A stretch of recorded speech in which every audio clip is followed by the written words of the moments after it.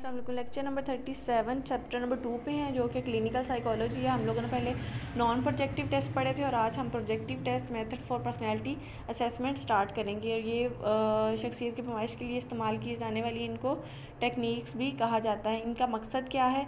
इनका मकसद है इन आजमाइशों में फ़र्द की बिलावास्ता मतलब इनडायरेक्ट उनकी जाँच की जाती है, जिससे फ़र्द को अंदाज़ा नहीं होता कि उसकी शख्सियत के किस पहलू की आजमाइश हो रही है। मीन टू से पर्सन जो है या फ़र्द है उसको नहीं पता होता है कि उसकी आजमाइश की जा रही है या उसका टेस्ट लिया जा रहा है या उस पर नज़र रखी जा रही है। वो इस चीज़ से बिल्कुल बेखबर होता है। ये इनडायरेक्ट उसकी ऑब्जर्वेशन होती है। इसमें क्या होता है, फ़र्द की आजमाइश का असल मकसद से ला इलम होता है। ये नहीं जान रहा होता कि उसके जवाबात से इसकी छुपी हुई कि जो भी वो जवाबात दे रहा है या जो भी वो एक्ट करने की कोशिश कर रहा है, जो भी नज़र आ रहा है, उससे उसकी जो हिडन फीलिंग्स या उसके प्रिजुडाइज फीलिंग्स या उसके थॉट्स हैं, उनका तजिया इस चीज़ से किया जा रहा होता है। जिसमें मवाद की अगर बात की जाए तो इसमें बराह रास्त सवाल नहीं पूछे जाते, बल्कि ऐसे सवाल या ऐसा मवाद इसमें रखा गया या इस्तेमाल किया गया है जो महबम और गैर वाज़ेह होता है। मुकम्मल मिनटों से मतलब कुछ अनकम्प्लीट चीज़ें इस्तेमाल की जाती हैं, नामुकम्मल फ़िक्रे इस्तेमाल किए जाते हैं, गैर वाज़ेह तस्वीरें या स्याही के धब्बे वगैरह इस्तेमाल किए जाते हैं। मतलब कोई भी फुल चीज़ नहीं बन रही होती उनको,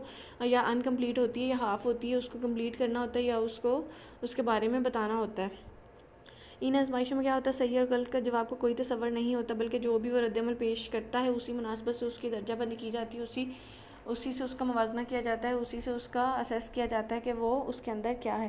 तहलील नफ्सी और तजलीली आजमाइश जो हैं, इनका सेहरा जो है फ्रैंक और गार्डन लैंडसे के सर पर है। ताहम इनके जो है इन्होंने बुनियादी तहलील नफ्सी के नज़रिए पर रखी थी। और फ्राइड का जो है प्रोजेक्शन को बतौर दफ़ाई रद्द-ए-अमल मुतारफ़ करने मतलब जो फ्राइड ने काम किया था उसको इन्होंने दफ़ाई अमल के तौर पर रखा था। इस दफ़ाई अमल में फ़र्द खुद को एहसास नाकामी या फ्रस्ट्रेशन से बचाने के लिए अपने एहसास और ख्वाहिशात को दूसरों के सर थोप देता है। मिनटों से अपने जो बात उसने की है या उससे कोई काम गलत हो गया है तो वो उस नाकामी को अपने सर लेने के बजाय क्या करेगा, उसको कोई भी रीज़न दे के खुद को डिफेंड करते हुए उस चीज़ का इल्ज़ाम जो है वो किसी दूसरे पे लगा देगा।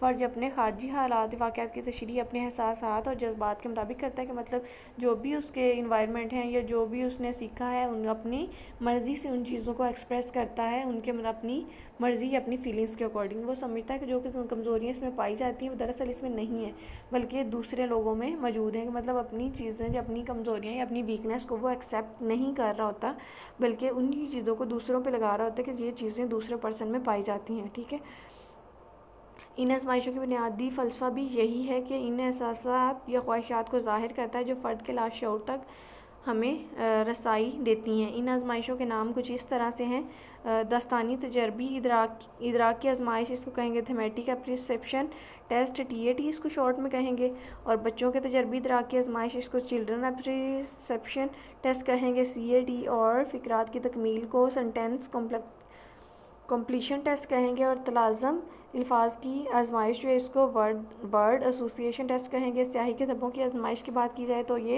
इंक ब्लॉक टेस्ट है, और अगर तस्वीरी आजमाइश की बात की जाए तो वो ड्राइंग टेस्ट है। इनकी हम तफसील जो है वो नेक्स्ट लेक्चर में पढ़ेंगे। अभी आप लोग इसके बारे में देखेंगे कि इनका गोल क्या है, इसमें किस तरह का डाटा इस्तेमाल किया गया है, किन लोगों ने इस पर काम किया है और इसका मकसद क्या है, किस लिए ये बनाई गई हैं, और ये इनके नाम आपने याद करने हैं, उनकी शॉर्ट एब्रीवेशन कि ये किस तरह से काम करते हैं, और क्या इनके शॉर्ट एब्रीवेशंस हैं और फुल नेम इनके क्या हैं, उन सबको अच्छी तरह से आपने याद करना है। कि आपको अगर आप लोग क्लिनिकल की फील्ड में जाते हैं तो आपको बहुत हेल्प आउट करेगी। इसमें अगर क्वेश्चन हो कुछ पूछना हो तो आप लोग पूछ सकते हैं। अल्लाह हाफिज़।